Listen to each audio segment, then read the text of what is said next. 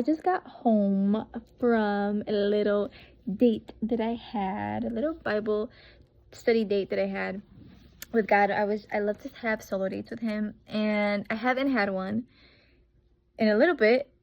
I don't know the last time it was, and I was like, okay, hold on. Like I've been knowing that I needed to have my date with God, and I definitely recommend it.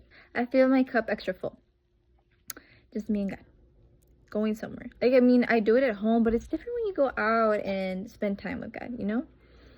And something that I really, really loved from today's Bible study, I know many times we question and we ask God, like, well, why are you not answering? What's going on?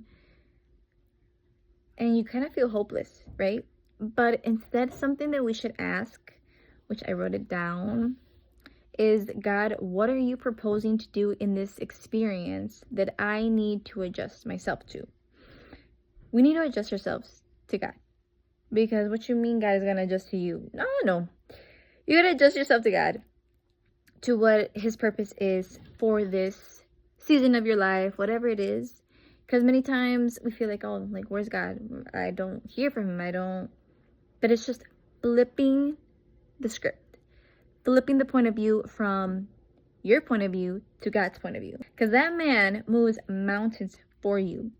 So to doubt and think that he's not doing anything, that he's not listening to you, is a lie. Is a lie. Because he listens to you. He knows what you're going to pray for and ask for even before you do.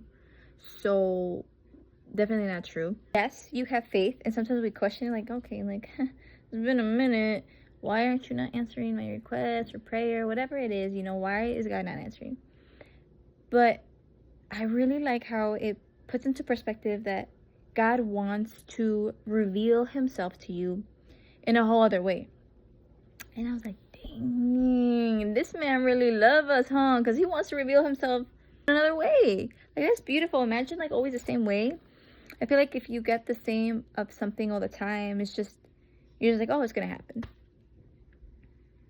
But knowing and having that faith that, yes, God is going to make it happen. But let God amaze you.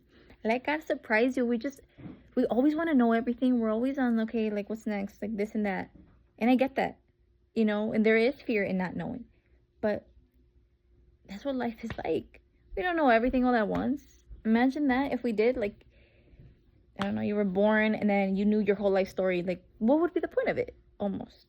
Let God share his point of view with you. Ask God to help you understand his point of view. What are you proposing to do in this experience that I need to adjust myself to?